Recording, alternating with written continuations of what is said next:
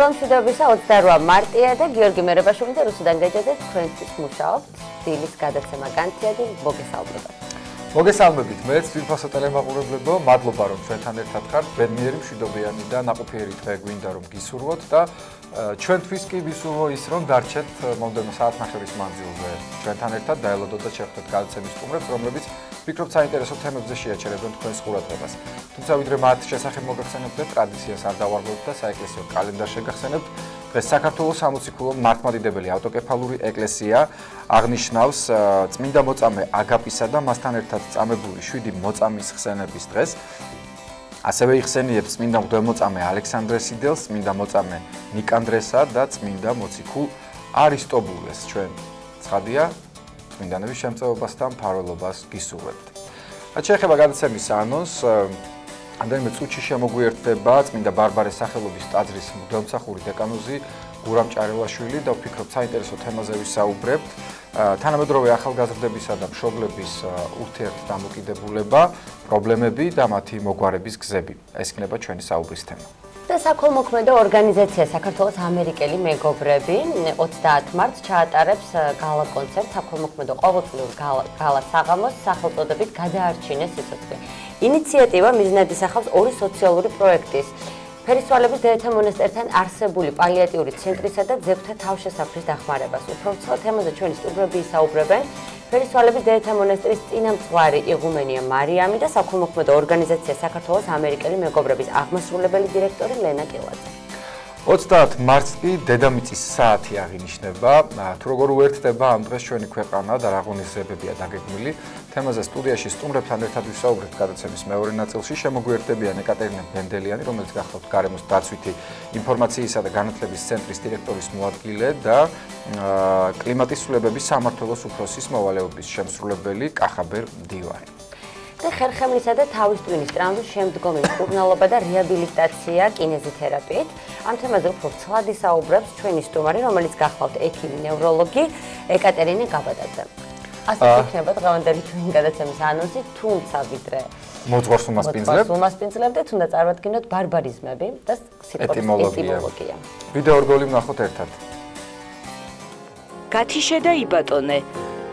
ეს ძველი რომაული შეგონებაა, თუმცა დღემდე მმართველი წრეების სამოქმედო ლოზუნგიც არის.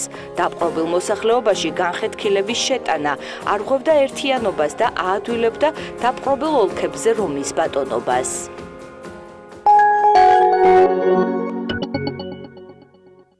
სინდისი და ნამუსი. სიტყვა სინდისი ბერძნული წარმოშობისაა, ნამუსი სპარსული. ქართულ ენაში ეს სიტყვები დიდი ხნის წინ დამკვიდრდა. სინდისიც და ნამუსიც თანაბრად იხმარება ზუსტად ერთნაირი მნიშვნელობით.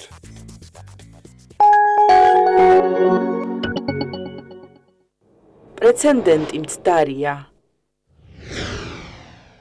სწორია პრეცედენტი. წეროთ და ვიმეტყველოთ სწორად.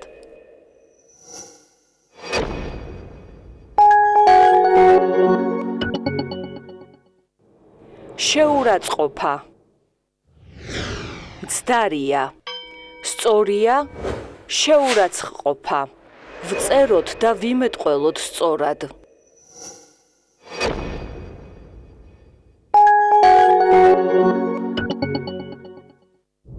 ნასოსი, ბარბარიზმი. ქართულია ტუმბო. დაიცავი, სახელმწიფო ენა.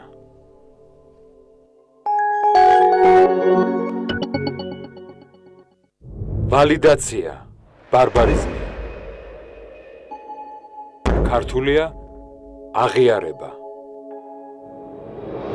დაიცავი, სახელმწიფო ენა.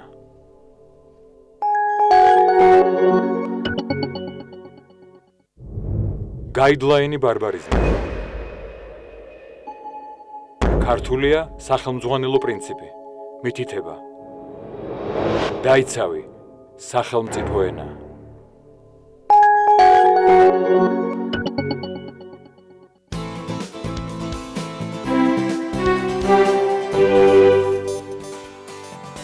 დაბრუნდით პირდაპირ ეთერში, როგორც დაგპირდით, მოძღვარი შემოგვიერთდა წმინდა ბარბარეს სახელობის ტაძრის ღვთისმსახური დეკანოზი გურამ ჭარელაშვილი. დილამშვიდობისა მამაო. დილამშვიდობისა. დილამშვიდობისა, მადლობა რომ გვესმენთ.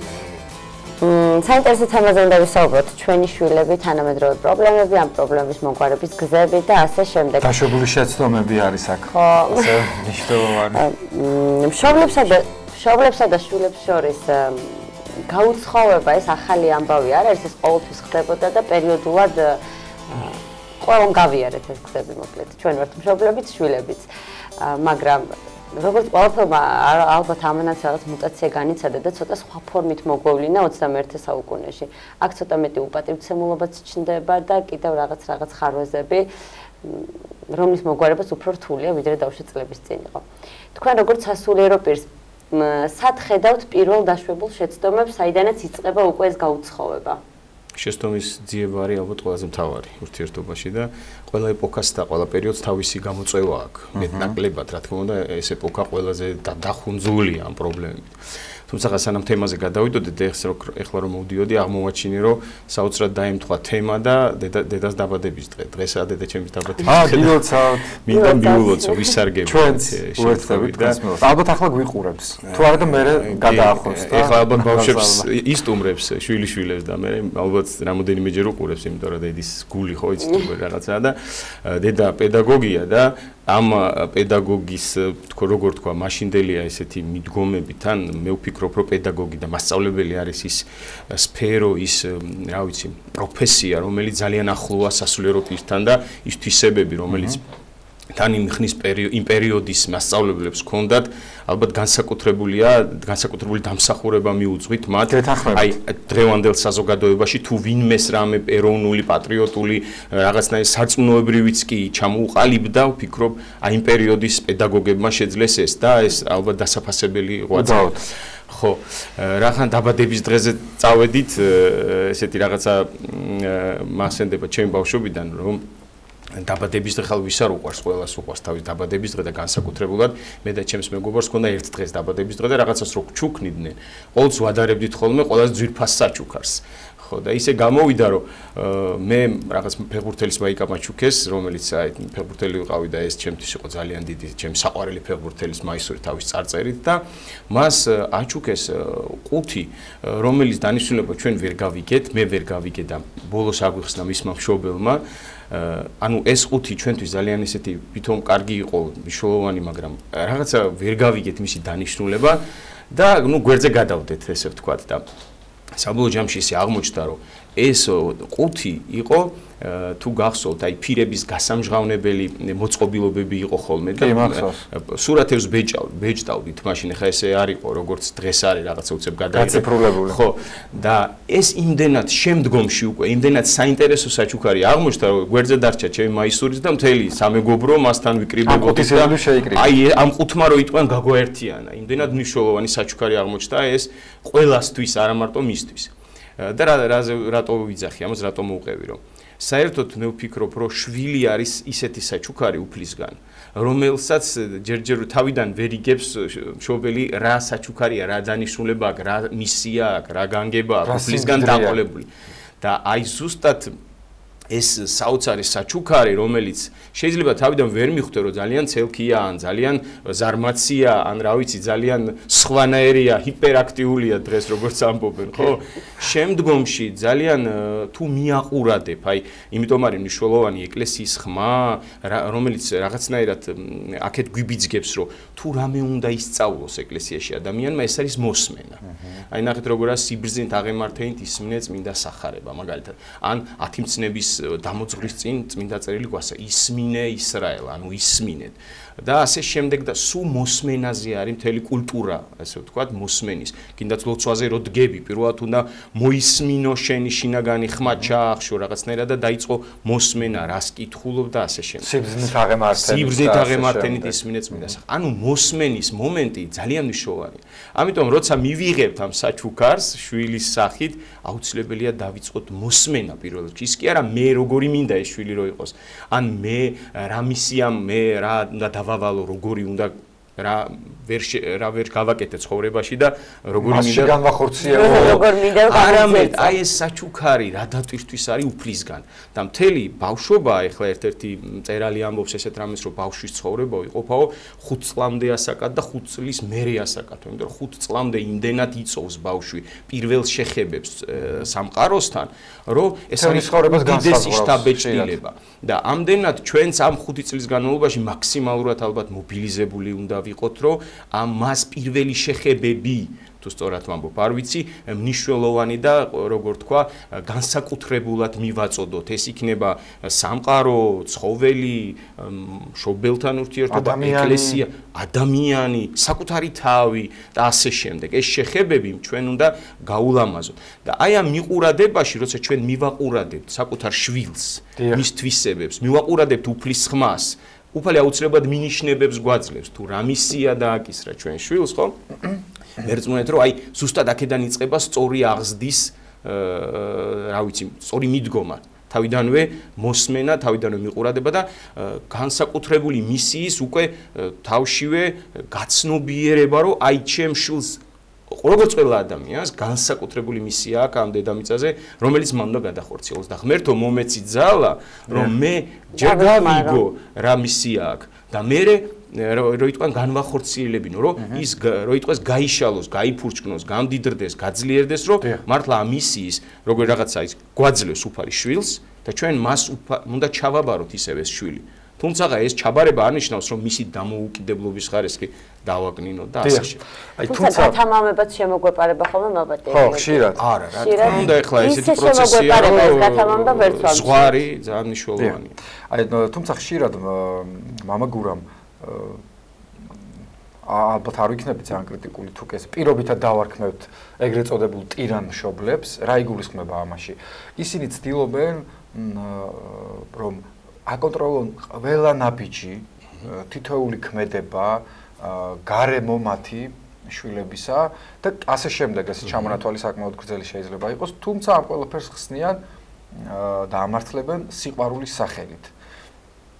ხშირად გვიანჩნდება ხოლმე ამისი შედეგები და სინანული ზოგჯერ ვეღარაფერს ცვლის უკვე მის ცხოვრებაში პიროვნულად შეიძლება მანინანოს და თქვა პატიებაც იყოს და ასე შემდეგ, მაგრამ ის უკვე დათრგუნულია, თავისუფალი ნება წართმეული აქვს, დამახინჯებულია უკვე. აი აქ რამდენად მართვადი თოჯინა ხდება. ხო, რომ ზედმეტად არ ჩავერიოთ შვილების ცხოვრებაში და ჩვენ გქონდეს პირველ რიგში განცდა იმისა, რომ ისინი არიან პიროვნებები და ჩვენი ასეთი მიდგომით მათაც გაუჩნდებათ ეს განცდა, რომ ისინი დიახაც რომ არიან პიროვნებები და მათ აქვთ არჩევანის უფლება, მათ უნდა ვესაუბროთ, მოусმინოთ და ასე შემდეგ, შორსწავლოთ. პირველ რიგში ალბათ უნდა ვთქვათ, რომ ქრისტიანობა და ჩვენი წმინდა წერილი ყოველთვის გვანიშნებს, რომ დამოუკიდებლობა, პიროვნული, ასე ვთქვათ, თავისუფალი ნება ძალიან მნიშვნელოვანია. მაგალითად, ღვთისმშობლის ცხოვრება რა დღირს, როდესაც იგი ძალიან მცირე ასაკში მშობლების მიერ მიყვანილი იქნება, ვთქვათ, იერუსალიმის ტაძარში და ის დამოუკიდებლად აირბენს ეს გარდამოცემა საოცარ რაღაცას გვეუბნება. 3 წლის არის ამ დროს, დამოუკიდებლად აირბენს კიბეს. ეს ნიშნავს, რომ ძალიან დიდი მნიშვნელობა აქვს ბავშვის განვითარებაში დამოუკიდებელ ნაბიჯებს. ანუ სადღაც ხელი უნდა გაუშვა პირდაპირ და გადატანის. ვერ ისწავლის სიარულს თუ არ დაეცა, ამიტომ ორი პრობლემაა, ხო? ძირითადად ერთი ზედმეტად დათური სამსახური, რომ არაფრის საშუალებას არ აძლევს, რომ დამოუკიდებლად შეცდომები ხშირ დაუშვას ბავშვმა და მეორე იმდენად მიშვებული ყავს, რომ გადააბარეს სოციალურ სივრცეს, გადააბარეს სათამაშოებს, გადააბარე მეგობრებს და ბებიას და ძიძას და ასე შემდეგ, ხო? ორი უკიდურესობა. ამიტომ ეს მიყურადება ერთის მხრივ და მეორეს მხრივ დამოუკიდებლობის მინიჭება, ეს არის იმდენად, კიდაც უძღებშულში აიღეთ, ხო? რაღაცა პერიოდი დგება, როდესაც შენ ასრულებ შვილთან ურთიერთობას იმ გაგებით, რომ მან რაც შენგან შეიძლება და მიიღო და ეხლა მან უნდა გადადგას დამოუკიდებელი ნაბიჯები, მიუხედავად იმისა, რომ ამ ნაბიჯებმა შეიძლება ის დააზიანოს, შეიძლება ის რაღაცნაირად რთულ სიტუაციებში თუმცა ეს შეუძლებელია ადამიანის შედგეს, პიროვნებად ჩამოყალიბდეს, თუ მან დამოუკიდებლად არ გადადგა ნაბიჯები. და ეს იმდენად სწორად გამიგეთ, ეხლა თქვენს ბავშვობა გახსოვდა რამდენი რამეა, როცა აი საჭესთან რო დაგსვავს მამა. თან კალთაში უზიხარ, მაგრამ მიყვარდა ხოლმე სულ კალთაში უზიხარ, მაგრამ გეუბნეო რომ მა შენატარებ მანქანას. აუ, ყოჩა, მარჯვი მოუხვე, მაგრამ რა ბედნიერი ამ დროს. ეხლა შინაგანად ალბათ იცი კიდევაც რომ შენ მთლიანად არ ატარებ, მაგრამ დამოუკიდებლობა როგორ მოგწონს. ეს არის შინაგანად ყველა ადამიანის ბედნიერების როგორ თქვა, მიმნიჭებელი. ამიტომ მე ამ დამოუკიდებლობის მიცემის დოზები ეს არის ზუსტად სიბრძნე. მაგიტომ უნდა ვიყოთ მიყურადებული შვილს, ღმერთს, მოყვას რომ ის პულსაცია რა დროს გაუშვათ, რა დროს მოვკაჩოთ ეს რო ვიცოდეთ. ეს რეცეპტებით ესე ხო, ზუსტად ეგაა რა.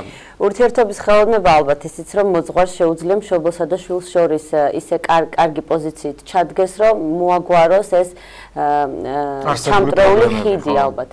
თქვენ ახლა როგორც მოძღვარს ალბათ ბევრი მშობელი და ბევრი შვილი გინახავთ რომლებსაც დარღვეული აქვთ ეს ურთიერთობის დისბალანსი აქვთ.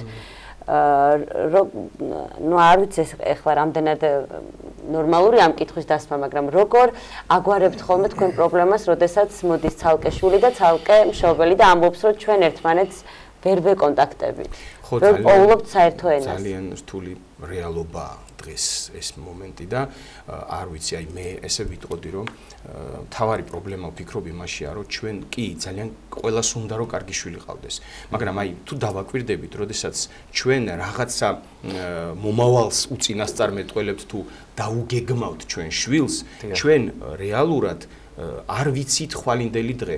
ჩვენ გამოცდილება გვაქვს გუშინდელი დღის. და ჩვენ როდესაც ბავშვს ურჩევთ მაგალითად რომ ჩააბაროს სადმე პირობითად ავიღოთ ჩვენ ურჩევთ ჩვენი გამოცდილებიდან გამომდინარე მაგალითად იურიდიულზე ეკონომიურზე ასე სამედიცინო მაგრამ ჩვენ ვერ საზღურავთ ალბათ რა ვიცი შეიძლება ხშირად გვეშლება რომ ხვალ და ზეგ ჩვენი გამოცდილება კი არა აი ხვა ზეგის გამოცდილება შეიძლება არ იყოს საკმარისი იმისთვის რომ ჩვენი შვილი რეალურად ზეგის დღეში კი არ ცხოვრობს კიდე იმის იქით უნდა იცხოვროს ანუ მოვა რაღაცა 30 წელი გავა და წარმოიდგინეთ რა გამოწვევები იქნება მაშინ როდესაც ეს ბავშვი დადგება სხვათ ასპარეზზე აი თუ დაუკვირდებით დღევანდელ ბავშვებს ძალიან ესეთი მობილური თუ რა ვიცი მოქნილები არიან ინტერნეტ სივრცეში ისე უცებ შევა რაღაც გადავა ერთი ლინკი და მეორეზე რაღაცას დაგიკოპირებს რომ ეს იმდენად გამჯდარია ჩვენ დროს მაგალითად შეიძლება ლექსის თქმის უნარი გქონდა კონსტრუქტორის აწყობის პირობითად ვიძახი თუმცა ჩვენც რაღაცა ნიჭი გქონდა რაც გვანიშნებდა ჩვენ მშობელს ანიშნებდა რომ ეს ბავშვი რა გამოწვევებისთვის ემზადება და დღესაც თუ ესე ჩვენ ესე ამასე როგორ თქვა რადიკალურად მოვწყვიტავთ ამას და უკრძალავთ ყველაფერს ხო ესაც არ იქნება სწორი იმიტომ რომ ის იმ გამოწვევებისთვის რაც მერე მას ელის დაძველებული იქნება აბარა ის ვერ გაართმევს თავს და ჩვენ ვიქნებით ამაში დამნაშავე ამიტომაც ძალიან დიდი მნიშვნელობა აქვს ზუსტად აი რო თამაშობს ბავშვი ხო თუ გინდა რომ გაგიგოს უნდა მიუჯდე იქ თავის სათამაშოებთან რო იტყვიან ესეთი რაღაც არსებობს რომ ბავშვამდე რო დაიხარო ფეხის წვერებზე უნდა აიწიო ამიტომ მასთან მიახლოვება ძალიან დიდი მნიშვნელოვანი რამეა საჩოს და ფსიქოლოგმა მომცა ერთხელ მამაგურამ რჩევა ძალიან საინტერესო და გამომადგა პირადად როდესაც მას ვეკონტაქტებით ვიყოთ მის სიმაღლეზე ანუ ჩვენ სულიერადაც და ხორციელადაც და თვალი თვალში ვესაუბროთ ანუ მას არ კონდეს განცდა რომ ჩვენ რაღაცნაირად მასზე დიდები ვარ და ზემოდან ველაპარაკებით არამედ გაუთანაბრდეთ მაგრამ ეს ძალიან ჭრის გამომადგა ხო ზუსტად მაგეთ მიმყავს საუბარი და ეხლა როგორი რაღაცა უყურეთ ჩვენ საყვედურებთ რომ აი მოწყდა მშობლებს გადაერთო ჩაეხუტა ამ ინტერნეტს აღარ ყურადღებას აღარ გვაქცევს აღარ გვეკონტაქტება თუმცა თუ გავიხსენებთ ძალიან ცოტა ხნის წინ იყო პერიოდი როცა მას უნდა და ჩვენოთ ვერ ძლებდა ჩვენთან კონტაქტი იყო მისთვის ყველაზე მნიშვნელოვანი საუბარს გთხოვდა ამბის მოყოლას გთხოვდა თამაშს გთხოვდა მასთან ხო ანუ რაღაც დაუკვირდეთ მარტივად არის პერიოდი როცა ის ბავშვი გეხუტება შენ გეზარება ან რა ვიცი დრო არა გაქვს ნუ ესაც მეორე საკითხია რატო ვარ დიახტულები მე არ ვიზახით ბრალს არ ვდებ შობელს ვიცი ეს რეალო თუმცა ჩვენ ამ ბავშვებს გავწევთ ესე და ჩავაბარებთ რაღაცა გარემოს მაგალითად სოციალურ სივრცეს რომ ცოტა ხანი მოიცარა დავისვენო მაგრამ მე ეს დასვენების პროცესი ისე გვიქან გრძილივდება რომ აღმოჩნდება რომ როცა ბავშვს უნდა ჩვენთან ყოფნა როცა მას უნდა ჩვენთან კონტაქტი ჩვენ რაღაცნაირად ამ პროცესს გადავდებთ ხოლმე. იგივე პასუხი გვიბრუნდება, როცა ჩვენ გვინდა. აი მე ეგ ართულებს რეალობას. აი მე მაგალითად ნიშანი მომცა, თუ ჩემი ცხოვრებიდან გამომდინარე ვიტყვი, ხა ჩემი 20-22 არის თაზო და 18-ის გივა და ესეთი ნიშაკეთო 12-ს ხა ეწყინება რომ არ მეთქვა.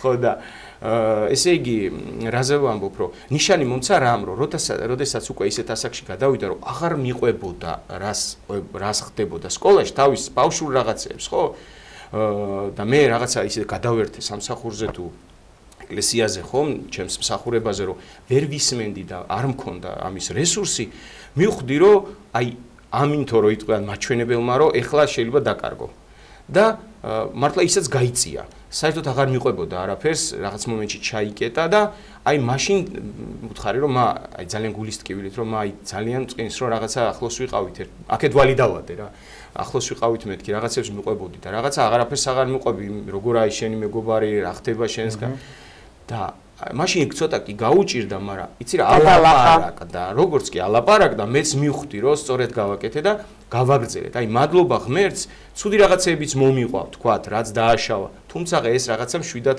გადავიტანე და ნენელა ამის მითითებაც ამის დარიგებაც მივეცი და აი ეს კონტაქტი არ გაწყდა ამან მომცა ის რომ მე ვიცოდი ის რასაც აკეთებდა შეიძლება რაღაც მომენტში ცელქობდა ცუდ რაღაცასაც ისეც ბავშვს მაგრამ მე მაინც კონტაქტზე ვიყავი მე მაინც მიყურადებული ვიყავი და მაინც ისე თუ ესე ვაკონტროლებდი იმ გაგებით რომ არ ძალიან არ დაზიანებული ამიტომ აი მიყურადებას კონტაქტს ბავშვთან ძალიან დიდი მნიშვნელობა მის მოსმენას ძალიან დიდი მნიშვნელობა ეხლა ჩვენ ბავშვები რო გვიყებიან რაღაცას ხო აი რაღაცა ჩვენ ვარ ჯერ ისედაც გადატვირთულები ვარ და ვერ ვისმენთ ყურადღებას ამ დროს ისეთ მნიშვნელოვანი მე ეხლა ვიცი რომ მივალ თუ არა სახში კეთი ეგრევე დამძრახავს რომ შენ არ იყავი რომ არ მისმენდა რომ გეჩხუბები და სულ მობილურში რაღაცას იმაშვები და ხან ლოცულობდა ხან რაღაცას კითხულობდა არ გცალია დამძრახავს თუმცა მეც და როგორც ყველა უნდა მაქსიმალურად ვეცადოთ რომ ეს კი არა შვილები იყოს და შვილებმაც უნდა გაგვიგონ ალბათ ხო რა თქმა უნდა მამა გურამ თქვენ მიმღებლობა ახსენეთ როდესაც მშობელი უსმენს ბავშვს გააჩნია მოსმენის მერე როგორი რეაქცია ექნება და რამდენად ადეკვატური რეაქცია ექნება შვილის მონაყოლზე ზოგჯერ ბავშვს უნდა რომ მშობელთან ახლოს იყოს ყველაფერი მოუყვეს და მშობელი მოყოლის შემდეგ ისეთ რაღაცებს აკეთებს, რომ ბავშვს აღარ უნდება ხოლმე მისთვის რამის მოყოლა. მშობლის პოზიცია როგორი უნდა იყოს. აი მაგალითად ხშირად ყოფილა რომ ჩემს შვილს პატარა ბავშვი და ის რაღაც ამბავი მოუყოლია და უთქვამს რომ აუ დე მასწავლებელს არ უთხრა რა. ეხლა მე რო წავიდე და ეს რომ მასწავლებელს უთხრა, ალბათ ჩემი შვილი არასდროს აღარაფერს აღარ მომიყვება, თუმცა ზოგჯერ მშობელს უნდა რომ ეს ამბავი გაარკვიოს და მოაგვაროს. როგორ უნდა მოვიქცეთ? როგორია თქვენი რჩევა დარიგება ამ დროს? ეს არის პირადად რაღაცა კონკრეტული მომენტი. ხო, ეს რეცეპტული ვერ იქნება თავისთავად. ძალიან დიდი მნიშვნელობა აქვს, როცა ბავშვი გეხსნება, აი გახსნილობას აქვს ძალიან დიდი მნიშვნელობა. როცა ბავშვი გაგიხსნა, როცა ბავშვი გესაუბრება რაღაცას, ვაი თქვათ, რაღაცა ბავშვებმა სატალოზე წავიდნენ, ან სიგარეტი გასინჯა, ან რაღაცა და ამას გიყვება, როგორ იცით, რომ აი ძალიან მნიშვნელოვანი რაღაც გითხრა და თქვენ აფეთქდები, ან მასწავლებელთან წახვიდეთ, ან უცებ აიღეთ ტელეფონი და რეკავთ რომ ჩათვალეთ, რომ დამთავრდა ურთიერთობა. როგორც მეგობარი რაღაცას რო გაგანტოს და შენ გაკვირდება ახლა როგორ რეაგირება გექნება, ასეთივე რაღაცა არის მათი ჩვენ და ყველაზე დიდი მეგობრები ვართ ჩვენ. და ერთს ვიტყვი კიდე ეკლესიასთან დამოკიდებულებაში, სანამ თქვა დრო გადაგვიცდა რომ აი ორმაგ სტანდარტს აქვს ძალიან დიდი მნიშვნელობა. ეკლესია რატომ უნდა უნდოდეს ბავშვს ეკლესიაში მოსვლა? ხო, ძალიან წეგავ თქვით რომ ის სამყაროს ეცნობა, ხო? და ის საოცრად ლამაზად და კარგად აღიქვავს ეკლესიას, როგორც ლიტურგიას, გალობას, ძალიან ლამაზია ეს, მაგრამ როდესაც ეს ხდება მომაბეზრებელი, ან უაზროდ ესე რაღაცა მოკიდებენ ხელს, მიიყვანენ, აზიარებენ, წამოიყვანენ და მშობელი თვითონ არ იღებს ეკლესიის ყველაზე დიდ რაღაცას, ეს რა არის? ყველაზე დიდი რაღაცა. უყურეთ, ზიარება კი არა. ზიარება კი, მაგრამ თავარი არის, რომ ეკლესია რა ორგანიზმია, რომ ის ასწავლის ადამიანს ურთიერთობებს ღმერთთან, ურთიერთობებს მოყვასთან და ურთიერთობებს საკუთარ თავთან, საკუთარ სამყაროსთან და გარე სამყაროსთან. გესმით, ეს სიმდიდრე თუ არა განცდილი ადამიანს. ამით თუ არ მდიდრდება, სამყაროთი თუ არ მდიდრდება, ღმერთით თუ არ მდიდრდება, მოყვასთან ურთიერთობით თუ არ მდიდრდება, ჩათვალეთ, რომ ეკლესია უბრალო შენობაა, რომელიც ბავშვისთვის ძალიან მნიშვნელოვანია რაღაც პერიოდში. მაგრამ რაღაც პერიოდში შეიძლება გაიქცეს ბავშვი ამის ფუნქციას ვეღარ ხედავს და აუცილებლად მიდიან მხოლოდ ხდება შეზღუდვა, მხოლოდ ხდება ლიტურგიაზე დიდი ხანი დგომა და დაღლა, იმიტომ რომ ვერაფერს ვერ რომელი რუტინაც ყოველთვის იქნება ნეგატიურად დასრულდება. კეთილი. ცოტა დრო დაგვრჩა, მაგრამ აუცილებლად მინდა რომ ამ თემასაც შევეხოთ, მოვასწრებთ იმედია. მამა გურამ, ჩვენ საუბრობდით ახლა შვილების აღზრდაზე, მაგრამ დგება პერიოდი, როდესაც ისინი აღწევენ სრულწლოვანებას, ან შეიძლება სრულწლოვანების ასაკამდეც მათ უჭირდეთ მშობლების პატივისცემა. მე ვფიქრობ ხოლმე, რომ ალბათ თუ კი რაიმეთი გავს, ყველაზე მეტად ალბათ ადამიანი ღმერთს, როცა სიყვარულზე ვსაუბრობთ, ეს არის ალბათ მშობლებისა და შვილების უანგარო სიყვარული, ხო? და ვერასოდეს ამ ამაკს, ალბათ ყველა შვილს საოცრეს განცდა თუ კი უფიქრია, ვერ გადავიხდით ჩვენი მშობლების მისამართით. მაგრამ ხშირად უპატივცემულო უბრუნდებათ ხოლმე და საბედნიეროდ შეიძლება ითქვას, რომ უმცირესობაში არიან ასეთი მშობლები, მაგრამ ჩვენ ვიცით, რომ ძალიან ბევრი მშობელი განიცდის შეურაცხყოფას, დამცირებას საკუთარი შვილებისგან. რამდენად მნიშვნელოვანია კიდევ ერთხელ რომ გაამახვილოთ ყურადღება, ეს რომ ასე არ იყოს ჩვენ 10 მცნებაში არ წავიკითხავდით ამას, რომ პატივი უნდა ვცემთ ჩვენ მშობლებს. რატომ არის ასეთი მნიშვნელოვანი და როგორ ფიქრობთ დღეს უფრო მეტად დამძიმდა თუ ჩვენ გვეჩვენება ან გაუხეშდა შვილი მშობლის მიმართ და ის ნაკლებად ან საერთოდ აღარ არსებობს პატივს ვფიქრობ რომ ამ თანამედროვე რეალობის ყველაზე დიდი პრობლემა და ყველაზე დიდი როგორ თქვა ბოროტის ძალა სადმე არის რომ ჩვენი ყურადღება, ჩვენი გულის ყური, ჩვენი შინაგანი განწყობა სადღაც შორს გადაიტანა არამნიშვნელოვანზე და ჩვენ მოვაკლდით მთავარს, ანუ უყურადღებოთ ვართ მთავარისადმი. და მთავარი არის აი თუ დააკვირდებით 10 მცნებაში, რომელი მცნებებიც მიემართება ადამიანს და მოყვას, მიემართება პირველ რიგში მშობელს. ანუ მშობელთან ურთიერთობა ყველაზე მთავარი, არის შეიყვარე მტერი. მტერი კი არა, ჯერ უნდა შეიყვარო შენი მშობელი, შეიყვარო შენი შვილი. და მეხუთე მცნებაში ხო არის რომ პატივი ეცი მამასა, შენსა, დედასა, შენსა, რაითა კეთილი გეყოს და დღეგრძელი იყო, ხო, რომ ითქვან ამ ქვეყნიური ბედნიერების რეცეპტია პირდაპირ.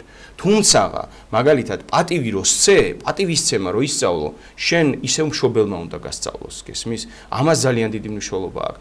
ისევ ჩვენ გვევალება რომ ეს პატივისცემა ჩვენმა შვილმა ისწავლოს, როგორ უნდა სცეს პატივი თავის შვილს. ისე აღზარდოთ რომ მე უკან დაგვიბრუნდეს. რა თქმა უნდა, ამას ძალიან დიდი მნიშვნელობა აქვს და მთლიანობაში ხო აი ეს განსაზღვრავს უკვე ჩვენს ყველანაირ ურთიერთობას ყველა სფეროში. როგორი ურთიერთობა გვაქვს? რა თქმა უნდა, ეხლა სწორედ გამიგე ერთიც მინდა აღვნიშნო, რომ თანამედროვე აი ეს პრობლემა, რომ ჩვენი მშობლები ხშირად ვერ გვიგებენ ჩვენ, ეს ძალიან ისეთი აქტუალურია. იმიტომ რომ მათ სხვა წარმოდგენები აქვს, სხვა ფასეულობებზე გაიზარდნენ, სხვა რეალობაში და რაღაც მომენტში მშობლებსაც უფრო გმართებს გადავხედოთ ჩვენ რაღაცა ფასეულობებს, იმ გაგებით არა, მთავარ ფასეულობებს კი არ მოუწყდეთ თქო, არამედ ეს ფასეულობები სხვანაირად დავინახოთ ამ ჭრილში, როგორცაც ხედავენ ჩვენი შვილები. და ეს არის ძალიან მნიშვნელოვანია, რომ გვახსოვდეს, რომ მამა მიდის შვილთან, ღმერთი ჩამოდის ჩვენთან, უძღები შვილი მირბის მამასთან და ჩვენი როლი არის ძალიან მნიშვნელოვანი. ჩვენ უნდა ვიცოდეთ, რომ ჩვენ შვილს უჭირს და ჩვენ უნდა გავიქცეთ. პირველ რიგში მაინც ჩვენზეა. ჩვენზეა. დიდი მადლობა, საინტერესო იყო. მაყურებელს შევახსენოთ, წმინდა ბარბარეს სახელობის ტაძრის მღვდელმსახური დეკანოზი გურამ ჭარელაშვილი საუბრობდა შვილებისა და მშობლების ურთიერთობის შესახებ. და შვიდგზის ლოცვის დრო ახლა ერთსულოვნების ეთნში დაგველოდეთ მალე მომდევნო სტუმრებით აგიბრუნდებით. დროებით.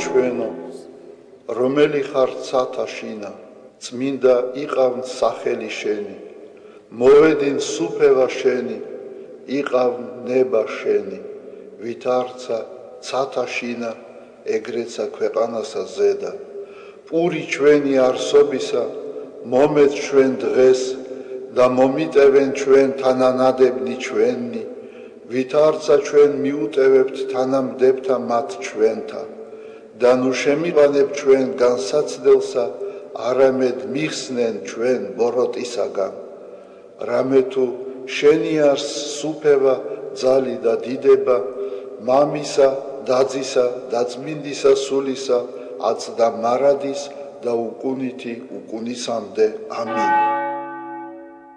მიწყალემე ღმერთო დიდითა წყალობითა შენითა და მრავლითა მოწყალებითა შენითა ახოცე უჯულოებაი ჩემი უფროს განბანემე უჯულოებისა ჩემისაგან და ცოდვათა ჩემთაგან გამწმინდე მე რამე თუ უჯულოებაი ჩემი მეუწყი და ცოდვაი ჩემი წინაშე ჩემსა არს მარადის შენ მხოლოსა შეგწოდე და ბოროტი შენ წინაშე ვყავ რათა განმართლე სიტყვათაგან შენთა და ზლოს ჯასა შენსა რამე თუ ესერა უჯულოებათა შინა მიუდგა და ცოდვათა შინა მშამე დედამან ჩემა რამე თუ ესერა ჭეშმარიტება შეიყვარე უჩინონი და დაფარულნი სიბნისა შენისანი გამომიცხადენ მე მასხოვრო მე უსუბითა და განწმინდე მე განბანო მე და უფროს თოვლისა განსპეტაკნე მასმინო მე გალობაი და სიხარული და იხარებდნენ ძვალნი დამდაბლებულნი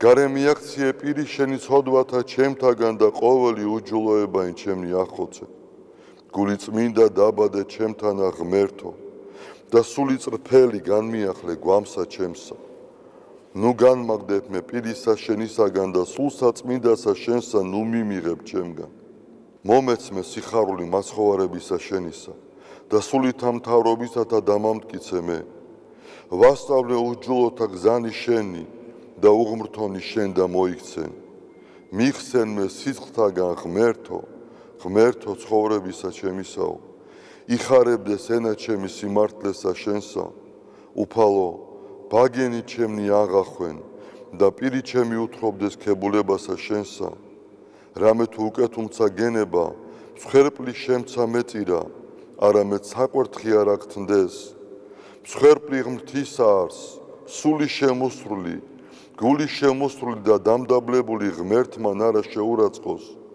კეთილი უყვა უფალო ნებითა შენითა სიონსა და აღეშენენ ზღუდენი იერუსალიმისანი მაშინ გთნდეს მსხვერპლი სიმართლისა შესაწირავი და ყოვლად დასაწველი მაშინ შესწირნენ საკურთხეველსა შენსა ზედა ზვარაკნი დიდება მამასა და ძესა და წმინდასა სულსა აწდა მარადის და უკუნითი უკუნისამდე ამინ ალილუია ალილუია ალილუია დიდება შენ და ღმერთო ალილუია ალილუია ალილუია დიდება შენ და ღმერთო ალილუია ალილუია ალილუია დიდება შენ და ღმერთო ჩვენო დიდება შენ და ღვთისმშობელო ქალწულო გიხაროდენ მიმადლებულო მარიამ უფალი შენთანა კურთხეულ ხარ შენ დედათა შორის და კურთხეულ არს ნაყოფი მუცლისა შენისა რამე თუ მაცხოვარი გვიშევ სულთა ჩვენთა უფალო დიდება შენ და ღმერთო გაამთლიანე და გადაარჩინე საქართველო უფალო დიდება შენ და ღმერთო გაამთლიანე და გადაარჩინე საქართველო უფალო დიდება შენ და ღმერთო გაამთლიანე და გადაარჩინე საქართველო Amen.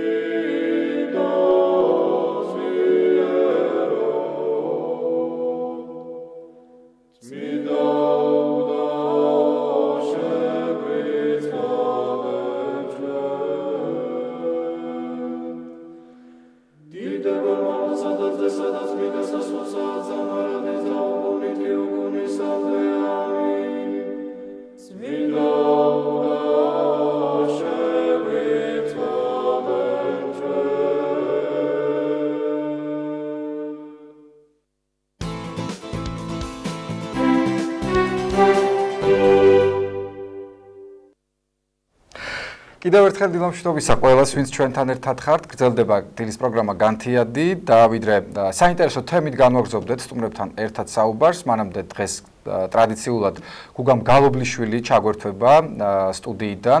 შეგახსენებთ, რომ დღეს საღამოს პირდაპირ ეთერში გავა გადაცემა პასუხობს მოძღვარი და რა თემაზე იქნება საუბარი და ვინ იქნება გუგას სტუმარი, ამის შესახებ თავად გუგა გვეტყვის. დილამშვიდობისა გუგა. მოგესალმებით. ხუთშაბათს 28 მარტს საპატრიარქოს ტელევიზია ერთსულოვნების პირდაპირ ეთერში საღამოს 8-ის ნახევარზე როგორც ყოველთვის გავა გადაცემა პასუხობს მოძღვარი, რომლის სტუმარიც იქნება წმინდა იოანე ღვთისმეტყველის სახელობის ტაძრის მღვდელმსახური დეკანოზი კონსტანტინე გიორგაძე. ხოლო ჩვენ ძვირფას მაყურებლებს შეუძლიათ დაგვირეკონ ნომერზე 2301515 და პირდაპირ ეთერში დასვან მათთვის სასურველი და საინტერესო კითხვები.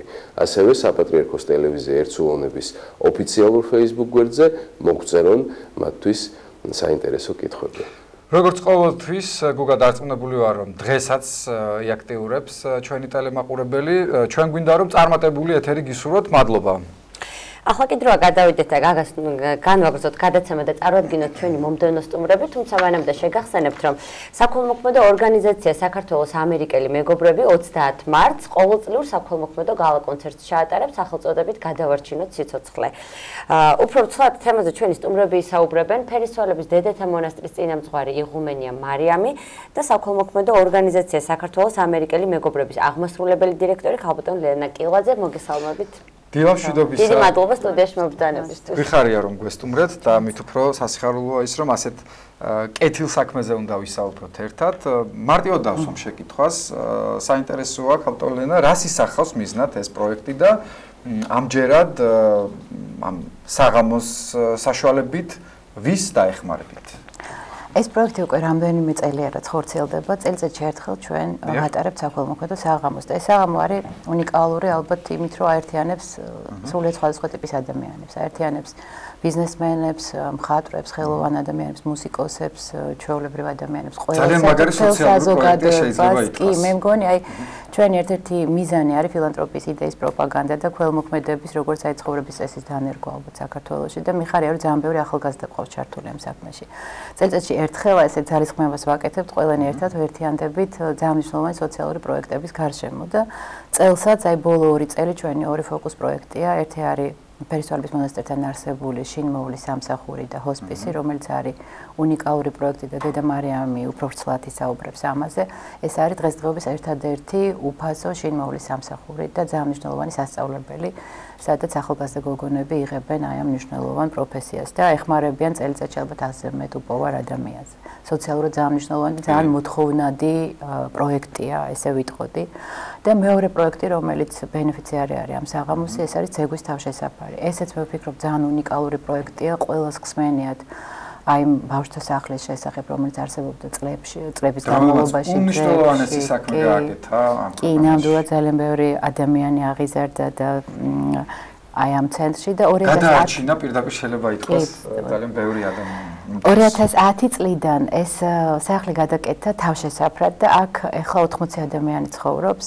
20-ზე მეტი ბავშვი, მოზარდი, რომელსაც ფიზიკური თუ მენტალური შეზღუდვები აქვს გარკვეული და მოხუცები, რომელსაც არ აქვთ ადგილი წასასვლელი არსად და ნამდვილად აი ამ სივრცის მოწესრიგება, გაფართოვება, მათთვის საშუალების მიცემა, რომ მოუარონ უფრო მეტ ადამიანს არის ძალიან მნიშვნელოვანი. მე ვიტყოდი, შეიძლება ცოტა ხმამაღლა ვთქვა, მთელი საქართველოსთვის, მთელი ქვეყნისთვის. და ბოლო 2 წლის განმავლობაში დაიწყო ამ შენობის რეკონსტრუქცია. დღეს პრაქტიკულად დამთავრდა ეს შენობა იმ ადამიანების ძალისხმევით, რომელიც წლების განმავლობაში ჩვენ გვერდზე დგანან. ეს არის ძალიან მიხარია, რომ ქართული კომპანიები, ბიზნეს კომპანიები, უცხოური საქართველოს ბიზნესმენები არიან ძალიან აქტიურად ჩართული. ძალიან ახლოს მიიტანეს გულთან და რაღაც ერთი გუნდი ჩამოყალიბდა ორგანიზაციების, რომლებიც მეგობართა აი კლუბის სახელით არის უკვე ესე ძეგვის მეგობრები და არ შეიძლება არ ვთქვა ქართველი მხატვრები და მუსიკოსები, რომლებიც წლების განმავლობაში ესე გვერდზე დგანან. რა ვიცი, შვიდკაცა, რეზო კიკნაძის ჯაზ კვინტეტი, ბექა გოჩიაშვილი დაგვეთანხმა მონაწილეობაზე ამ საღამოში. და მხატვრების როლი ალბათ არის გადამწყვეტი. ხო, განუზომელი, იმიტომ რომ აუქციონი, რომელიც ამ საღამოზე იმართება, ალბათ ძირითადი დატვირთვა ამ აუქციონზე გადადის და რა ვიცი. დედა მარიამს მინდა ვკითხო, ჩვენ ვახსენეთ, რომ ფერისცვალების დედათა მონასტერთან არსებული პალიატიური ცენტრი და ძეგვის თავშესაფარი, ერთ-ერთი მნიშვნელოვანი კერა არის ჩვენს ქვეყანაში და ალბათ არ ავწდებით მთლად ჩვენი საუბრის თემას, აი დღეს გულწრფელად რაღაცნაირად გეტკინება ხოლმე ადამიანს, როდესაც ასეთი მიზანმიმართული კრიტიკა არის ეკლესიისადმი და აღარ დამთავრდა ამ ყბადაღებულ 25 მილიონზე საუბარი. ბევრმა შეიძლება არც იცის, რა სივრცეები არსებობს ეკლესიის წიაღში, სივრცეები, სადაც ადამიანების უბრალოდ გადარჩენა ხდება და დაცვა ფიზიკური განადგურებისგან პირდაპირ შეიძლება ითქვას. რა სიტყვით აი ამ სივრცეზე, რამდენად მნიშვნელოვანია ეს ყველაფერი გაცილებით ადრე დაიწყო მისი უწმინდესობის ილია მეორის ლოცვა კურთხევით 90-იან წლებში. თქვენ ხართ ამ პროცესების მონაწილე და იცნობთ ამ სივრცეს კარგად. აი როგორ შეაფასებთ მნიშვნელობას აი ამ სივრცისა? ამდენად კეთილგანწყობილი გარემოა ადამიანებისთვის. საერთოდ ეს ყველაფერი მართლა პატრიარქის ლოცვა კურთხევით დაიწყო 90-იან წლებში ყველაფერი ინგრეოდა და მათ შორის ჩვენი მონასტერიც დანგრეული იყო, სახლიც ინგრეოდა, ტაძარიც ინგრეოდა და რაღაცა მძიმე გარემო იყო ყველგან, უცებ გაჩნდნენ ქუჩაში ბავშვები, გაჩნდნენ უპატრონო მოხუცები, იქამდე საბჭოთა კავშირის დროს ჩვენ არც ერთმა არ ვიცოდი, მე საერთოდ არ ვიცოდი თუ არსებობდნენ უდედმამო ბავშვები. ეს იყო საოცარი უცებ გარდატეხა ადამიანებისთვის, ყველასთვის და პატრიარქმა პირდაპირ თქვა, რომ ეს მონასტერი იყოს მოწყალების მონასტერი, საიდან დავიწყოთ თქო, რომ ვკითხე ბავშვებიდანო და აი მისი ლოცვა კურთხევით. ჩვენ კი გავედით ერთხელ ქუჩაში ბავშვების მოსაგროვებლად, მაგრამ არაფერი არ გამოგვივიდა. მე ისევ გარბოდნენ, მე ვიცი ეს. მე თვითონ მოვიდნენ ბავშვები. მე უკვე თვითონ მოდიოდი. პირველი ბავშვი მოვიდა, რომელიც ახლა ჩემი ნათლულია, მამუკა ჯაფარიძე, თქვენ ალბათ იცით. უკვე დიდია კი. დიდია უკვე ის და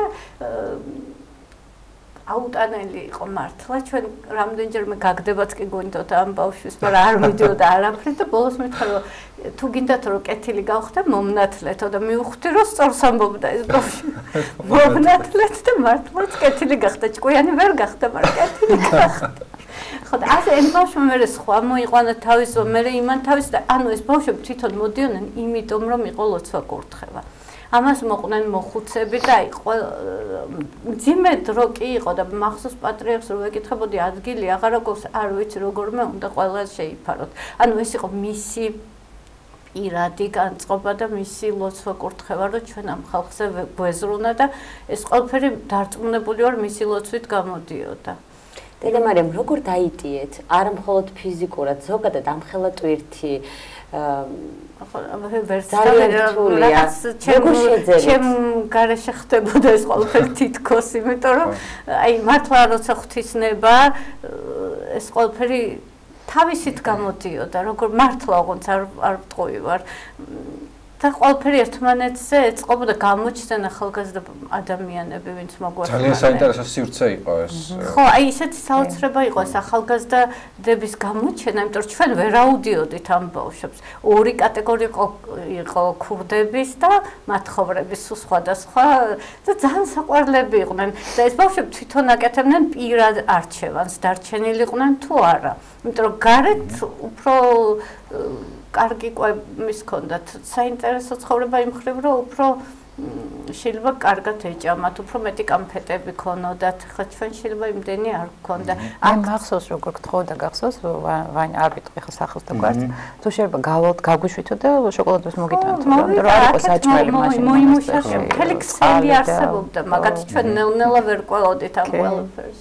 დღეს ისინი არიან უკვე მათ შეძლების და გვარად ყველაფერი გააკეთა ამ მონასტერთან არსებულმა თავშესაფარმა, რომ მათ მიეღოთ განათლება, მათ დღეს უკვე ყავთ ოჯახები, შედგნენ ისინი როგორც ზუსტად იმ ახალგაზრდების დამსახურება, ვინც მოვიდნენ და უანგაროდ გვეხმარებოდნენ.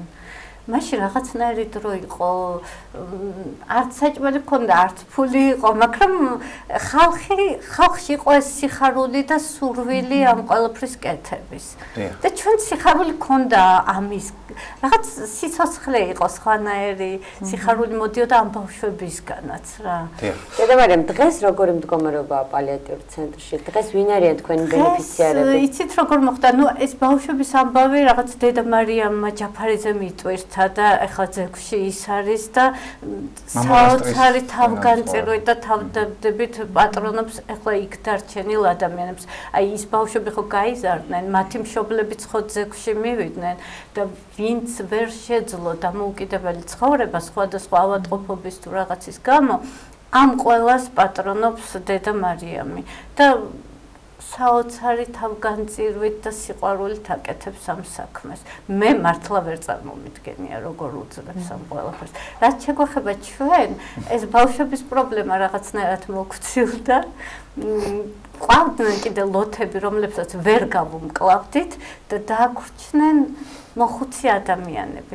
ამ მოხუცი ადამიანების გამკლავება გადავწყვიტეთ იმით, რომ გაგვეკეთებინა სასწავლებელი, ამით შემოგვეკრიბა ხალხი, ვინც და გვესწავლებინა მათთვის მოვლა ავადმყოფების, რომ შემდეგ მათ მოეარათ და რაღაცნაირად ეს ყველაფერი კარგად გამოვიდა. კავტონ ლენას მინდა ვკითხო ასევე, მასაც აქვს მჭიდრო კონტაქტი ბუნებრივი ამ სივრცესთან, მეც გამოვტყდები პირდაპირ ეთერში და ჩემთვისაც ძალიან, როგორ ვთქვა, მშობლიური სივრცეა ეს.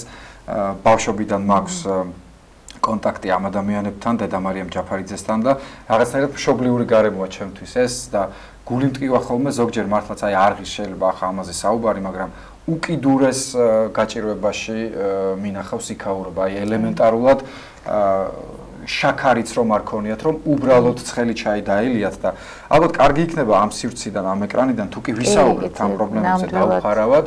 როგორ ზოგჯერ გასაოცარია, როგორ ახერხებენ საერთოდ არსებობას. ასეთი ღონისძიებები და დახმარება არის მათთვის უმნიშვნელოვანესი და თქვენი დამოკიდებულება როგორია, რა სიტყვა? ეს არ არის საკმარისი, მე არ ვიტყოდი, რომ ხა ჩვენი ღონისძიება რაღაც ყველა პრობლემას.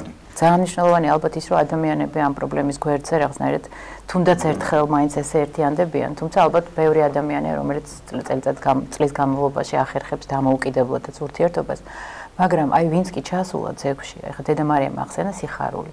საოცარი განცდა, აი მიუხედავად აი ამ გაჭირვებისა, აი იმ საოცარი მდგომარეობისა, ფიზიკური მდგომარეობისა, ხშირად იმ ადამიანებს აქვთ იქ ესეთი პრობლემები ფიზიკური, მაინც არის სიხარულის განცდა. აი ვინც კი ჩასულა ძეგლში, ყველას უთქვია, რომ ეს არ არის თავშეც, არის გარემო, თემი, ერთგვარი ადამიანების, რომლებიც ერთმანეთს უვლიან.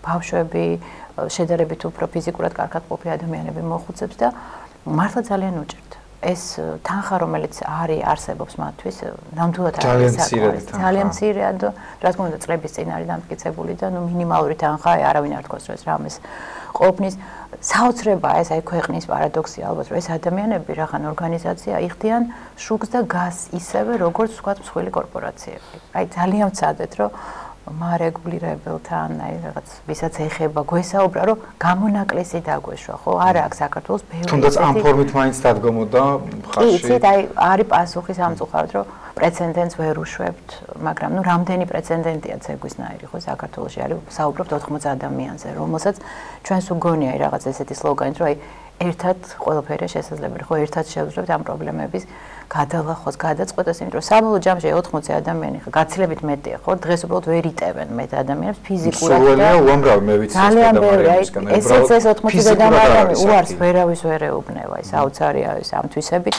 არავის არ ისტუმრებს და დღეს აი სწორედ ეს იდეა ამ შენობის რეკონსტრუქციის გაჩნდა, იმიტომ რომ მათ თუნდაც აი რო ვთქვათ, ესე საცხოვრებელი პირობები ადამიანებს ჰქონდათ, აი 21 საუკუნეში პირობა რომ იცხოვროთ, ხო? აი ამ შენობის გაჩენით რაღაცა ერთი ალბათ საკითხი გადაწყდება, მაგრამ ნუ ძალიან ბევრი კიდე სხვა იქნება გადასაწყვეტი და ნამდვილად ძალიან მნიშვნელოვანია, რომ გავერთიანთ არა ვთქვათ რაღაცა საჩუქრების მიტანით, რაც ალბათ მაინც ძალიან კარგია და ყველას ძალიან უხარი, არამედ აი უფრო სერიოზული პრობლემების გადაწყვეტის კუთხით ალბათ. ჩვენ ალბათ ყველა საქველმოქმედო ორგანიზაციის ერთ-ერთი მიზანი გარდა იმისა, რომ დაეხმაროს კონკრეტულ გაჭირვებულ ადამიანებს, არის ის, რომ მის საქმიანობა იყოს გადამდები და არ იყოს მხოლოდ ის. ერთჯერადი, რა თქმა უნდა. ცნობიერების ასამაღლებლად რამდენად მნიშვნელოვანია ასეთი ღონისძიებების ფართო საზოგადოებისთვის მიწოდება და ძალიან მნიშვნელოვანია, მადლობთ, რომ ახსენებთ ამას და ძალიან დიდი მადლობა, რომ აშუქებთ, რა თქმა უნდა, ძალიან მნიშვნელოვანია, იმიტომ რომ მართლა გადამდებია, რაც უფრო მეტი ადამიანი გაიგებს, იმიტომ რომ ბუნებით ყველას უნდება დახმარების გაკეთება, ხშირად უბრალოდ ადამიანები არ იციან რა შეიძლება გააკეთონ და ამის მიზან მიმართვა რაღაცა კონკრეტული პროექტის გარშემო ადამიანების მობილიზაცია არის ძალიან მნიშვნელოვანი და კიდე აი ვისარგებლობდი და ვიტყოდი ალბათ ძალიან მნიშვნელოვანი იქნება კანონმდებლობაც, რომელზეც აი თქვა წლების განმავლობაში არის ლაპარაკი და ის ადამიანები, რომლებიც დღეს ეხმარებიან ძეებს, ფერისვალებას თუ ბევრ სხვა სოციალურ პროექტებს, მათ არანაირი ინცენტივი, არანაირი თქვა ესეთი წახალისება სახელმწიფოს მხრიდან არ აქვს. ეს არის ძალიან მნიშვნელოვანი, რომ მთელ მსოფლიოში რაღაცა მოდელი ქველმოქმედების მხარდაჭერის, ფილანტროფიის მხარდაჭერის არის ამ გადასახადების თვალსაზრისით რაღაცნაირად თანამშრომლობა და ამ კანონმდებლობის არსებობა, რაც აი ესე მგონია რომ ძალიან მნიშვნელოვანი იქნება. და ვიდრე ჩვენი გადაცემა პატე გიორგი ალბათ კითხოს მაგინდა და დასრულდება, მინდა გკითხოთ, რომ ადამიანები, რომლებსაც უნდათ დაეხმარონ, ძეგვის თავშესაფარი იქნება ეს თუ ფერისვალების დედათა მონასტერთან არსებული ცენტრი, როგორი უნდა იყოს მათი დახმარების ფორმა, რა შეუძლიათ ადამიანებს, რომ გააკეთონ თქვენი თავშესაფრის. ანუ საჭიროება, თქვათ აი ყველაზე მეტად საჭიროება ეს ფიზიკური დახმარება იქნება, ეს ფინანსური, მორალური, ყველაზე მეტად საჭიროება არსებობს. მოიქცეს ადამიანი, ვისაც უნდა გვერდში დგომა. მე მართლა ვფიქრობ ახლა სერიოზულად როგორ გავაკეთოთ, რომ ახალგაზრდები ჩავრთოთ და რაღაც ამბავში ლენას დახმარებით უკვე ჩართულები არიან სკოლის ბავშვები, დადიან ჩვენ მოხუცებთან, უკითხავენ რაღაცებს და ეს ძალიან კარგია მოხუცებისთვისაც და ბავშვებისთვისაც და ასე ეს არის ერთ-ერთი გზა ახალგაზრდების სიხარულის მიცემის. ამიტომ მართლა ვფიქრობთ, რომ ეს მოხალისეების სამსახური გავაკეთოთ, საჭიროება არის ბევრი, ჩვენ უნდა გავაკეთოთ ამის უკეთესად ორგანიზება და ამ ჯერჯერობით ეს არა გვაქვს გაკეთებული, მაგრამ გეგმაში გვაქვს. ანუ შეიძლება და ვთქვათ, რომ აი ამ ადამიანს სჭირდება მანქანა წაყვანა, ვთქვათ, სავადმყოფოში, ვიღაცა სჭირდება საბუთების მოგვარება, ვიღაცა სჭირდება წაკითხვა რაღაც. ეს შეიძლება უბრალოდ დავდოთ ჩვენს რა ქვია Facebook საიტზე. ხო. და იქ აი ახლა ესე თანამედროვე ბავშვები მე მართლა რო გითხათ კარგად არ ვიცი ეს ყველაფერი, მაგრამ დავნებდი და ასე ვთქვათ ვაპირებთ ამ იმის გამოყენებას ამაზე. მოქმედებს ეს ძალიან თანამედროვე. მე ბავშვებისგან არა, ახალგაზრდებისგან, სტუდენტებისგან წამოვიდეს ეს ინიციატივა, რომ დაგვეჩვეულებო. ბევრი დრო აღარ გრჩება, მე იმეც ვიტოვებ, რომ ასეთი ბევრი ადამიანია მაინც უკაცრავად ჩვენს ქვეყანაში, ვისაც აქვს მართლა იმისი შესაძლებლობაც და სურვილიც, რომ ასეთ სივრცეებს გაუწიოს თანადგომა და გამოჩნდებიან, შეიძლება ახლა ბევრი ასეთი გვიყურებს. წინასწარმადლობა შეგვიძლია გადავხადოთ მათ თანადგომისთვის. ქავტო ლენას მინდა ვკითხო, იწურება ჩვენთვის განკუთვნილი დრო. რაიმე ხომ არ დაგვრჩა ღონისძიებაზე, გალა საღამოზე სათქმელი და ამით დავასრულოთ. ესეთ რა საღამო იმართება 30-ში, 30 მარტს სასტუმრო შეერატონში, რომელიც გადასარევ პირობებს გვთავაზობს ამ საღამოს ჩასატარებლად, იმართება აუქციონი, საოცარი კონცერტი და ალბათ თითოეული ადამიანის დასწრება, მხარდაჭერა არის ძალიან მნიშვნელოვანი, აი შეგვიძლია ვთქვათ. კეთილი. ჩვენ გვინდა მართლაც აი ამ კეთილ საქმეში გისურვოთ მთელი გულით წარმატებები, ვისურვოთ ის ყველამ ერთად, რომ რაც შეიძლება ბევრს გადაედოს ეს განცდა, რომ ჩვენს ირგვლივ არსებობენ ადამიანები, ვისაც ჭირდება დახმარება და ნებისმიერ ჩვენგანს შეუძლია ჩვენი შესაძლებლობის დაგვარად დაუდგეთ ასეთ წამოწყებებს და აქციებს მხარში. და დავხმაროთ ბევრ ადამიანს. და შევახსენოთ ჩვენს ტელემაყურებლებს, რომ ჩვენი სტუმრები გახდნენ ფერისვალების დედათა მონასტრის წინამძღვარი იღუმენია მარიამი და საქველმოქმედო ორგანიზაცია.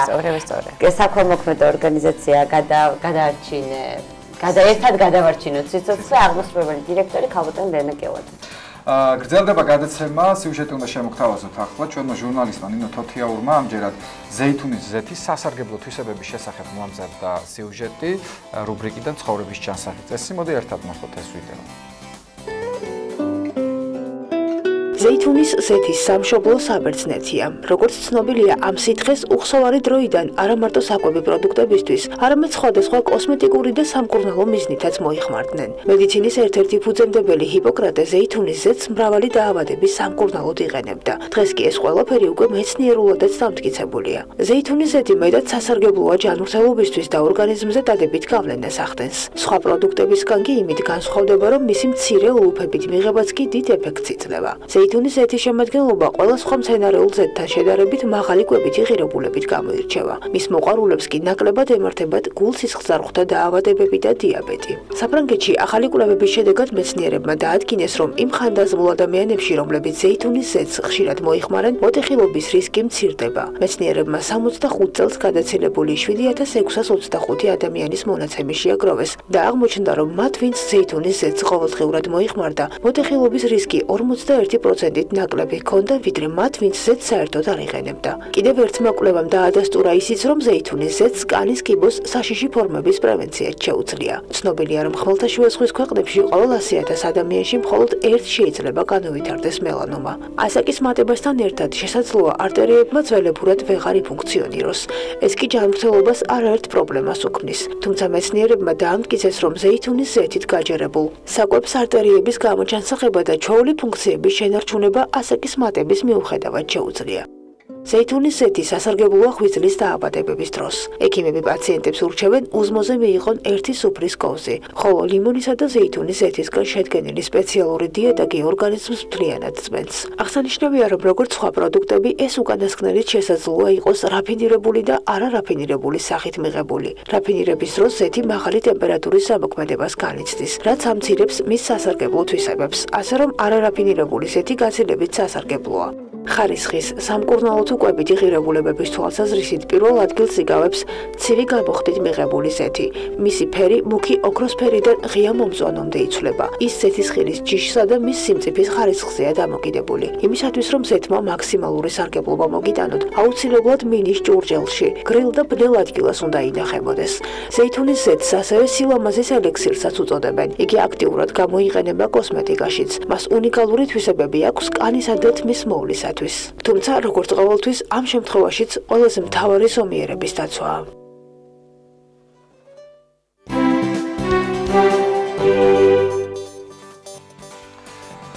დავბრუნდით პირდაპირ ეთერში და რუსუდანს მინდა ვკითხო, რადგან ცნობილია მისი ესეთი გამოჩეული თვისებები სამზარეულოში და რამდენად ხშირად იყენებ როგორც მზარეული ზეითუნის ზეთს. ძალიან ხშირად ვიყენებ და ძალიან სასარგებლო ვორცებ მეცნიერთოციობის რჩევებს.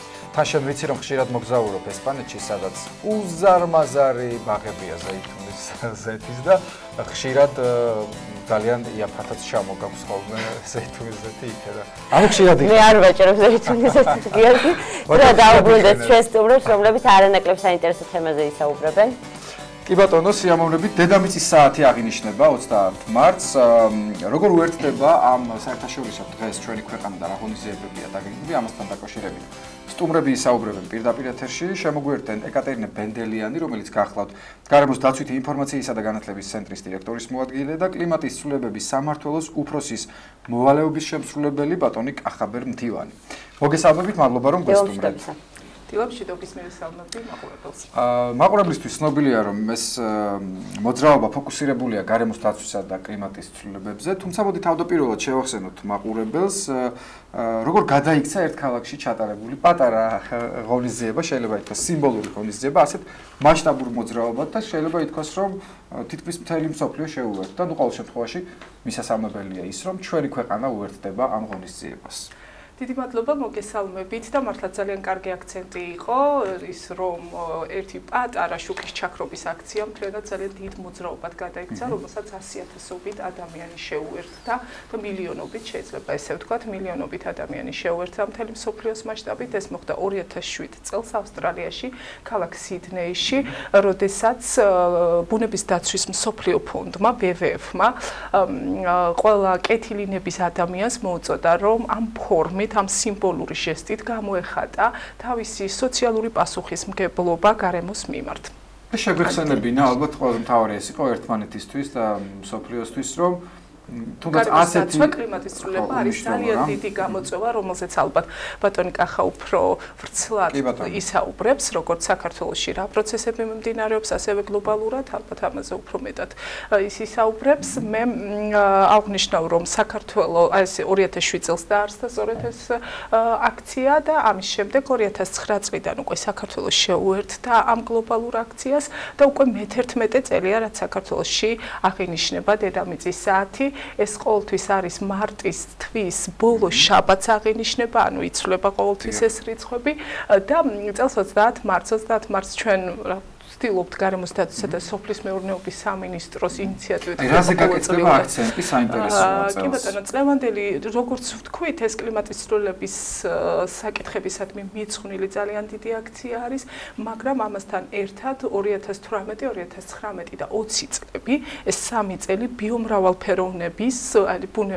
ბიომრავალფეროვნების კარგვასაც ეხება სწორედ აი ეს დღესასწაულები და ამის გენაც არის მიმართული.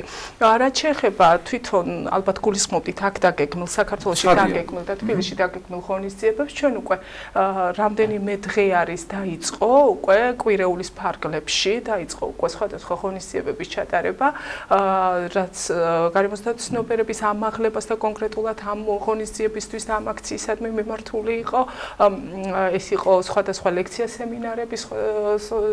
სხვადასხვა ლექცია სემინარები მოსწავლეებისთვის სტუდენტებისთვის რაც შეეხება თვითონ შაბათს 30 მარტს დილით ჩვენ ესეთი სიმბოლური აქციით ვიწყებთ ლისის ტბაზე ეს იქნება გარბენი და ველორბოლა სიმბოლურად და კიდევ ერთხელ შევახსენებთ საზოგადოებას რომ ჩვენთვის ძალიან მნიშვნელოვანია გარემოს დაცვა კლიმატის ცვლილება და ბიომრავალფეროვნების კარგვა და ის გამოწვევები რაც ჩვენს წინაშე არსებობს სხვა ბევრ გარემოს დაცვით გამოწვევებთან ერთად უმნიშვნელოვანესია ეს საკითხები რა თქმა უნდა იქ ლისის ტბაზე ამ აქციაში ჩართვის მსურველები ანუ ნებისმიერი შეუძლია რომ ჩართოს ამ აქციაში რაც შეეხება საღამოს რა თქმა უნდა ერთსა და იმავე დროს მთელს მსოფლიოში ეს არის 9:30-დან 10:30-მდე 1 საათით უნდა გამორთონ შუქი ეს გახლავთ არასაჭირო განათება უნდა გამორთონ ადამიანებმა თავიანთ სახლში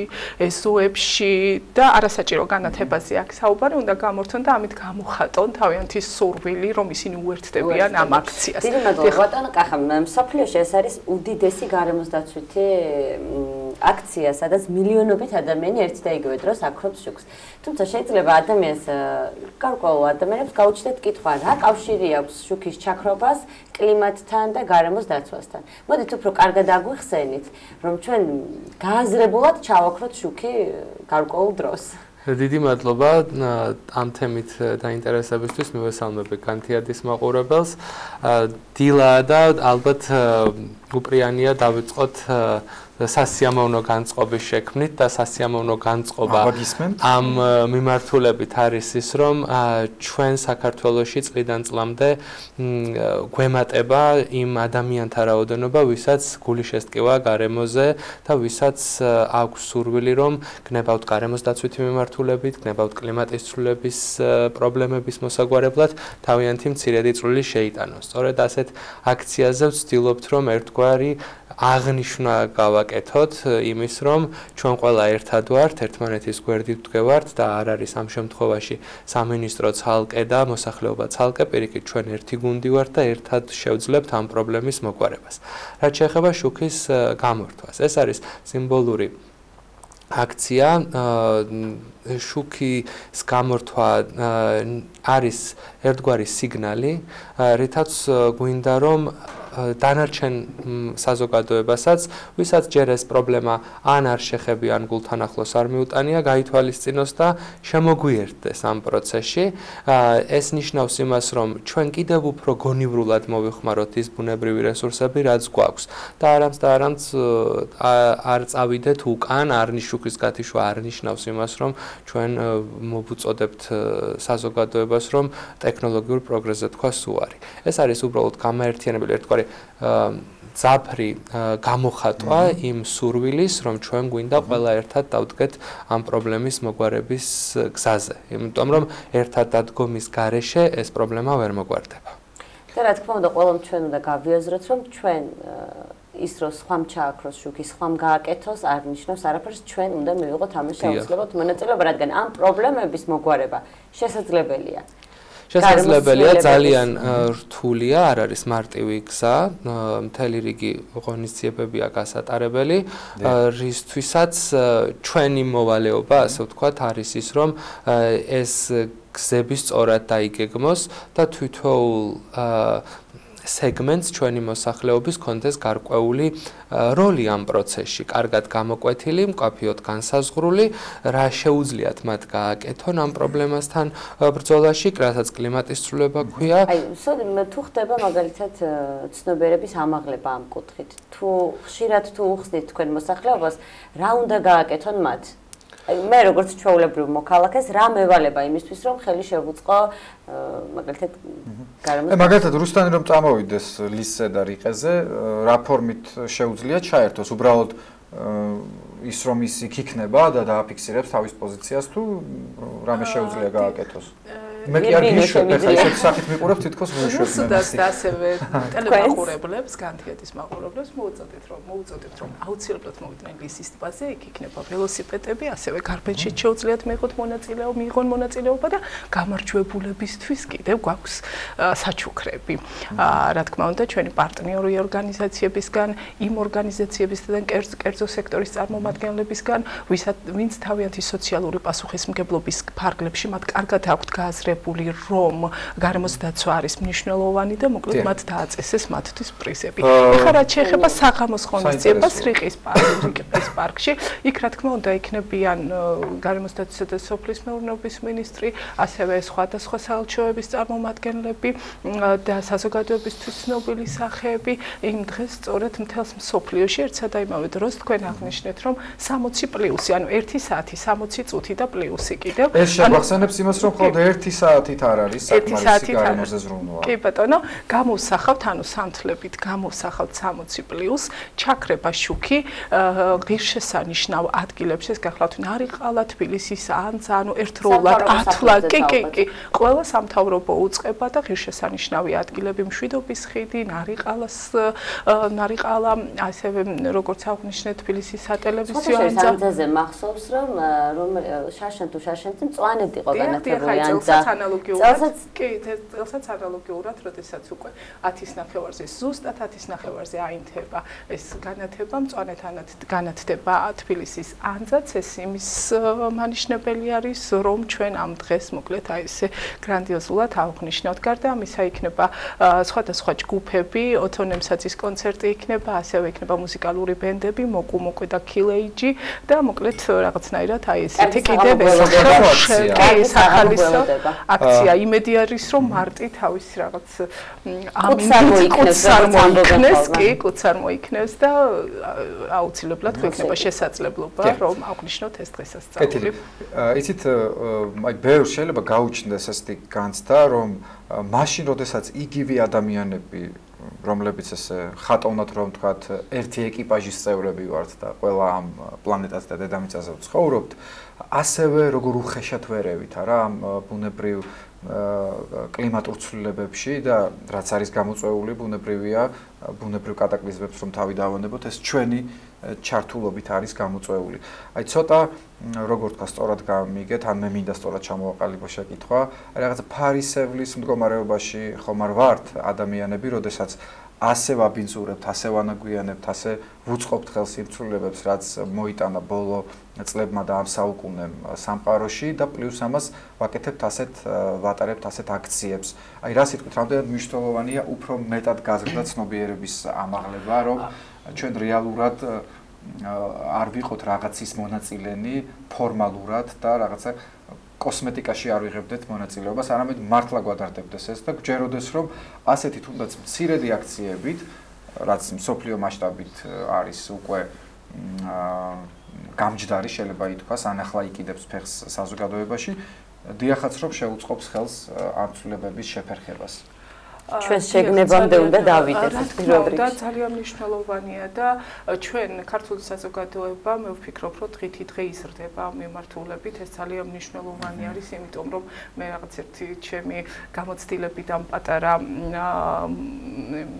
დასკვნას ჩემეულ დასკვნას გეტყვით, რომ როდესაც 11 წლის წინ დავიწყე გარემოსდაცვის სამინისტროში მუშაობა და აი იმდენად არ აინტერესებდა ადამიანებს, საზოგადოების არც ერთ წარმომადგენელს არ აინტერესებდა გარემოსდაცვითი თემები, რომ მაშინ ვამბობდი, აი მე თვითონ ვფიქრობდი, იმიტომ რომ მე ვიყავი საზოგადოებასთან ურთიერთობის სამსახურის უფროსი და მაწუხებდა ეს ყველაფერი და ვამბობდი, რომ თუ დავშვათ ჩემი ამ სამინისტროში მუშაობის დროს რაიმე სამინისტროს წინ იქნება გარემოსდაცვითი მოთხოვნებით აქცია, აი მაშინ ვიფიქრებ, რომ ჩვენ გავიზარდეთ და ანუ ეს ძალიან მნიშვნელოვანი იქნება. ასეთი თქვენ სამინისტროს წინ კი არა, ასეთი აქციები ყოველ მეორე ნაბიჯია. ეს ძალიან მნიშვნელოვანია, ეს მეტყველებს ალბათ იმაზე, რომ ქართული საზოგადოება იზრდება და რა თქმა უნდა ეს თითოეულმა ჩვენგვარმა ჩვენს ქცევაში უნდა ავსახოთ, ჩვენ უნდა შევცვალოთ ჩვენი ცხოვრების სტილი და არა კლიმატი. ასეთ შემთხვევაში და ალბათ ბატონ კახა უფრო განაცხადებს ამ თემას. აი ეს აქცია არ განიხილება როგორც ასე ვთქვათ ცალკე მდგომი. ის ხომ არის მთელი ჩვენი ცხოვრების რაღაც მონაკვეთი. და მთლიანად თუ შევკრავთ და დავიშევხედავთ სრულად სურას თქვენ თქვით ცნობიერების ამაღლების ნაწილი. და ქალბატონი ეკა არის ზუსტად გარემოს დაცვითი ინფორმაციისა და განათლების ცენტრის წარმომადგენელი, რომელიც აკოორდინირებს ამ პროცესს და ცდილობს, რომ გარემოს დაცვითი განათლება კიდევ უფრო მეტად იყოს ინტეგრირებული ჩვენ სასწავლო პროცესში. აქცია არის მხოლოდ და მხოლოდ ის, სადაც ჩვენ შეგვიძლია ერთმანეთს გავუზიაროთ. ეს არის გავუზიაროთ პრობლემები, გავუზიაროთ ჩვენი ხედვები. ურთიერთობის ერთგვარი ფორმა, სადაც ის ადამიანები იკრიბებიან, ვისაც ეს პრობლემა აწუხებს და ამ პრობლემის ირგვლივ ფიქრობენ, რომ მათ შეუძლიათ კონკრეტული ნაბიჯების ნაწილს აწუხებს, თორე ზოგადად პრობლემა ყველასია. იმისთვის, რომ ეს ყველაფერი გაცნობიერდეს, ჩვენ ბევრი სხვა პრობლემა გვაქვს ქვეყანაში, რა თქმა უნდა, და შესაბამისად ნელ-ნელა გარემოს დაცვის საკითხი თავის ადგილს იკავებს. ეკამ ძალიან სწორად თქვა, რომ იყო პერიოდი, როდესაც ეს იმდენად უკან იყო გარკვეული ფაქტორების გამო, რომ თითქმის ინტერესი არც იყო, ძალიან დაბალი იყო და დღეს ვფიქრობ, რომ გარემოს დაცვითი კომპონენტი თავის ადგილს იკავებს თანდათან, თუნდაც ის, რომ თქვენ ეთერში ვართ, სხვა ეთერები თანდათან ინტერესდებიან ამ პრობლემით, ეს უკვე ნიშნავს იმას, რომ ინტერესი სასიხარულოა. ამბობენ, რომ თბილისის ანძა ჯობი აიფელს, ჩვენ დაველოდებით 30 მარტს და მწვანედ აღაშღაჟებულ ანძას. ვისურვოთ ყველა მის, რომ რაც შეიძლება ბევრი ადამიანი შეუერთდეს ამ აქციას, რომელსაც ეწოდება დედამიწის საათი და რომელიც როგორც უკვე არაერთხელ ვახსენეთ, 30 მარტს აღინიშნება მსოფლიოში და მათ შორის საქართველოში. თემასთან დაკავშირებით სტუდიაში ეკატერინე ბენდელიანი, გარემოს დაცვითი ინფორმაციისა და განათლების ცენტრის დირექტორის მოადგილე და კლიმატის ცვლილებების სამმართველოს უფროსის მოვალეობის შემსრულებელი კახაბერ მდივანი საუბრობდნენ. დიდი მადლობა ჩვენ სტუმრებს საინტერესო თემაზე საუბრისთვის. ახლა ჩვენს ეთერში მცირე ვიდეო რგოლის დროა და მომდევნო სტუმრი და თემით დაგიბრუნდებით, დაგველოდოთ. ძალიან საინტერესო თემით სამედიცინო რუბრიკა დაგველოდეთ.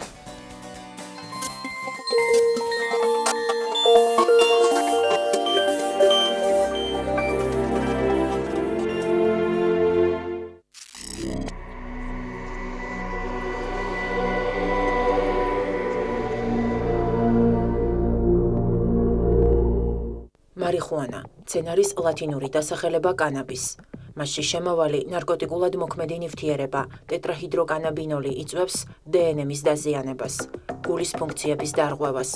აქვეითებს ღვიძლის ფერმენტების აქტივობას, რასაც შედეგად მოსდევს ღვიძლის ფუნქციის მოშლა. ამცირებს სისხლში ტესტოსტერონის დონეს, რომელიც მამაკაცის მთავარი ჰორმონია. იწვევს მოზარდების სქესობრივი ფუნქციების დარღვევას. მარიხუანას მოწევა თამბაქოზე ბევრად უფრო ძლიერად აზიანებს სასუნთქ სისტემას. მარიხუანა კლავს ტვინის უჯრედებს.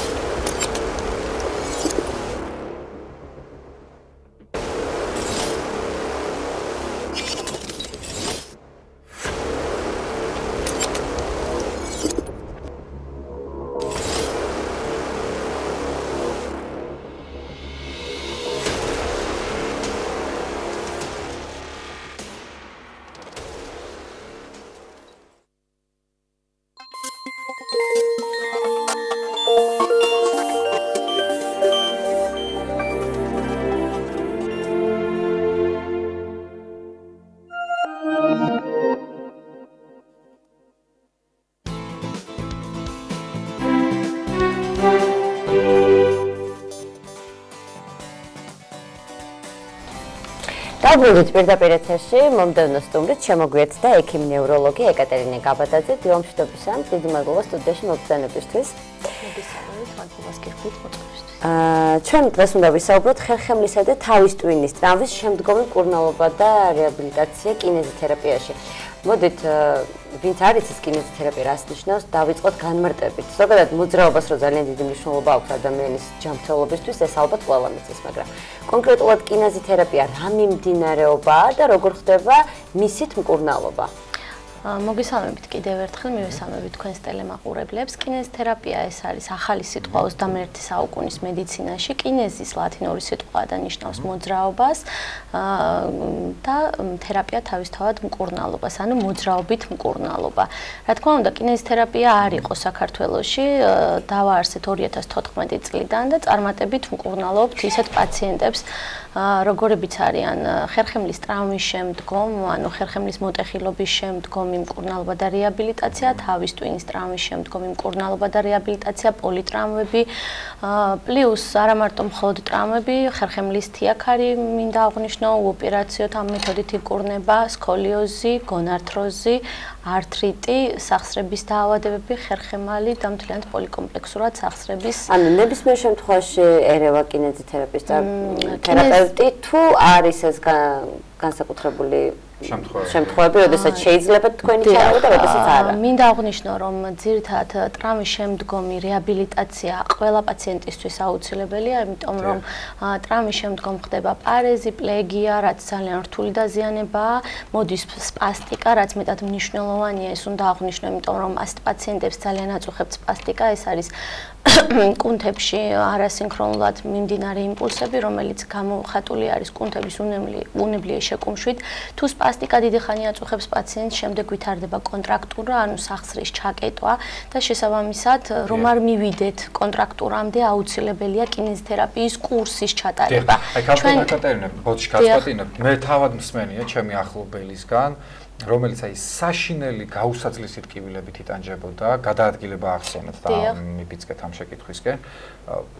ელემენტარულად გადაადგილება უჭირდა და მოძრაობა საერთოდ და როგორც კი ურჩიეს და დაიწყო აი ამ მიდგომით მკურნალობა, აი როგორ გითხრათ, ძალიან მცირე დროში აბსოლუტურად ჯანმრთელი ადამიანი გახდა და რადიკალურად შეიცვალა მისი ცხოვრება. დიახ, მე დაგეთანხმები თამაში, იმიტომ რომ ეს არის ერთადერთი მიმართულება მთლიანად მთელს მსოფლიოში, ამაზე მსოფლიოთან ხდება უკვე, რომ სწორი ფიზიკური აქტივობა ყველა ადამიანისთვისაც, არა მარტო შეზღუდული შესაძლებლობის პირისთვის, თიაქრიანი, სკოლიოზიანი პაციენტისთვის, ეს არის მეტად მნიშვნელოვანი. რატომ?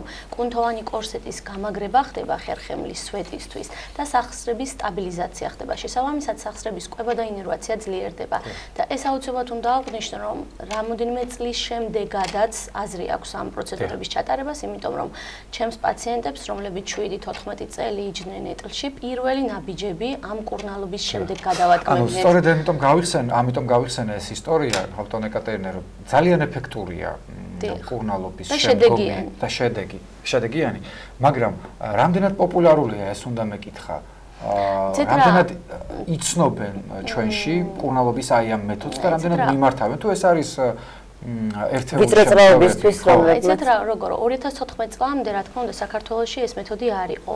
ჩვენ ვართ პირველები ჩვენი ცენტრი, რომელმაც ეს მეთოდი ასე რომ ვთქვათ დააფუძნა და ძალიან პოპულარული გახდა. რეგიონშიც ერთ-ერთი პირველები ვართ ამ მიმართულებით. დიახ, რა თქმა უნდა, რეგიონშიც პირველები ვართ და 21 საუკუნეში საქართველოში ამ მიმართულებით ჩვენ სერიოზულ სიტყვას ვამბობთ მედიცინაში, რადგან ჩვენ ვახდენთ ისეთი პაციენტების მკურნალობას ფაქტიურად, რომელთაც ყველა რესურსი ამოწურეს და ძალიან ფსიქოლოგიურადაც ესენი დათრგუნული არიან, იმიტომ რომ წლები ეტლში ზიან. თავისთავად ჩვენ არა მარტო ფიზიკურ მკურნალობას და რეაბილიტაციას ვახდენთ, ფსიქოლოგიურ რეაბილიტაციასაც ვახდენთ ამ პაციენტების. გუნდი მუშაობს. რა თქმა უნდა, ექიმი, რეაბილიტოლოგი, მასაჟისტი, მთელი გუნდი ვართ, რა თქმა უნდა, შეკრებილი ფსიქოლოგიურ რეაბილიტაციას ესე რომ ვთქვათ, მაინც ექიმთან ხდება, კონსულტაციას და კონსულტაციის შემდეგ. მინდა აუცილებლად აღვნიშნო ეს საკითხიც, ანუ ძალიან დიდი მოთხოვნა არის პაციენტებისგან, რომ რაღაცა საქველმოქმედო აქციაში მივიღოთ მონაწილეობა და ჩვენ ვანონსებთ 4 აპრილს უფასო ექიმის კონსულტაციას ამ მიმართულებით ყველა ეთლის მოსარგებლე თუ არა მარტო ეთლით მოსარგებლე ცერებრალური დამბლით. ჩვენ ვართ ბოჭორმის 50 წილადი 18 ქეთევან-წამებულის გამზირზე. და როდის იქნება ეს საქველმოქმედო? 4 მარტს სრულიად უფასოდ ექიმის კონსულტაცია და შევა სატესტო ვარჯიში, ანუ უფასოდ. არაჩვეულებრივი. კაპიტანო ეკატერინა 4 აპრილს ალბათ. 4 აპრილს აუცილებლად ყველა პაციენტს შეიძლება წინასწარ ჩაწერა და მობრძანდნენ ჩვენ ამ საქველმოქმედო აქციას აუცილებლად ჩავატარებთ. კეთილი. ხშირად რადგან ძალიან გავს ეს სამკურნალო როგორ თქვა ტექნიკა ანტიგრავიტაციული დანადგარები ბევრისთვის ასოცირდება სავარჯიშო ეგრეთ წოდებულ ტრენაჟერებთან ხო ეს რამდენად საშიში ამბავია იმიტომ რომ ეგეც ხსმენიათ თქვენ როგორც პროფესიონალს რომ თვითნებურად იწყებენ და გონიათ რომ ახლა ამით მკურნალობენ და შეიძლება უარესი შედეგი მიიღონ. ამის განსხვავებას რა თქმა უნდა მე თქვენს ტელემაყურებლებს ვეტყვი პირველი რომ ჩვენი ცენტრი არის უმაღლესი დონის ცენტრი სამედიცინო რა თქმა უნდა ჩვენ კონკურენტი და ანალოგი არ გვყავს საქართველოში შესაბამისად ჩვენთან ხდება პირველადი კონსულტაცია ექიმთან ექიმი სწორად უნიშნავს შესაბამისი ყველა პაციენტისთვის ეს ინდივიდუალურია სწორი შერჩევით და იწერება დიაგნოზი, იწერება დანიშნულება და შემდეგ რეაბილიტოლოგი ექიმის დანიშნულებას სწორი ამპლიტუდით, სწორი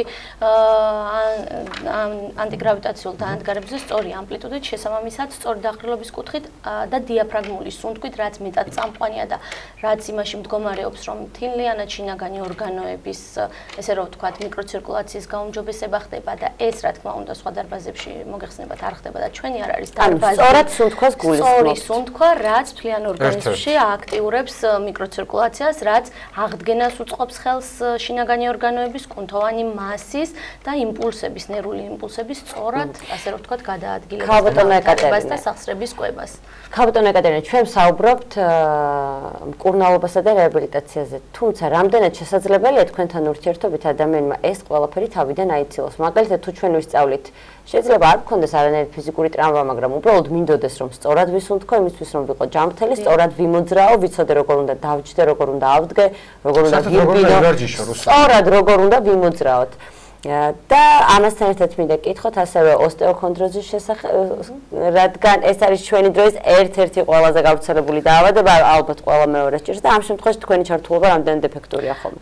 ამ ორ კითხვას გავაერთიანებ ჩვენ ერთ პასუხს. ჩართულობა ფაქტიურად ძალიან მნიშვნელოვანია ყველა ადამიანისთვის, იმიტომ რომ მოგეხსენებათ 21 საუკუნეში არის მეტად ჯდომა და ჯდომის დროს ხერხემალი 4-ჯერ მეტად იტვირთება. ყველა პაციენტს მაყურებელს მოუწოდებ, რომ აუცილებლად საათში ერთხელ გქონდეთ 10-15 წუთი თუნდაც გავლა იმიტომ რომ არ დაიტვირთოს ორგანიზმი, არ გქონდეთ ხერხემალზე კომპრესია, შესაბამისად სკოლიოზის შემთხვევაში ყველა მშობელს მოუწოდებ, რომ 5 წლიდან აუცილებლად მიმართონ ექიმს, რათა პარავერტებრალური კუნთოვანი კორსეტი გამაგრდეს და ხერხემლის დაჭერა შეუძლოთ და ტრავმის შემდგომი რეაბილიტაცია, რა თქმა უნდა, ყველა აბას ხაზგასმით აღვნიშნავ, ყველა პაციენტს სჭირდება იმისთვის, რომ არ დავაგვიანოთ აღდგენითი პროცედურები და პირველი ნაბიჯები გადავადგმევინოთ.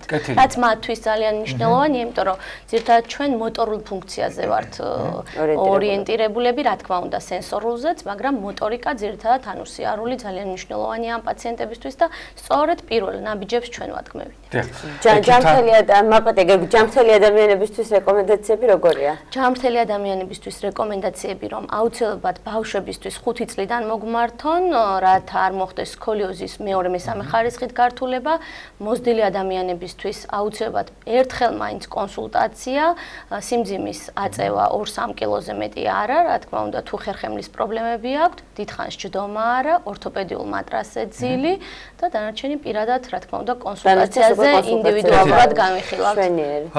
ექიმთან საუბარი ხოლმე ის შემთხვევა, როცა მე და ჩემს კოლეგებს გვეკარგება ხოლმე პარტნიორის განცდის უნარი და შეკითხვა ბევრი გროვდება ხოლმე, ამიტომ მეც არ ჩამოვარდები რუსთანს და ორ შეკითხვას ერთდროულად დაგისვამთ, ცოტა დრო დაგვრჩა.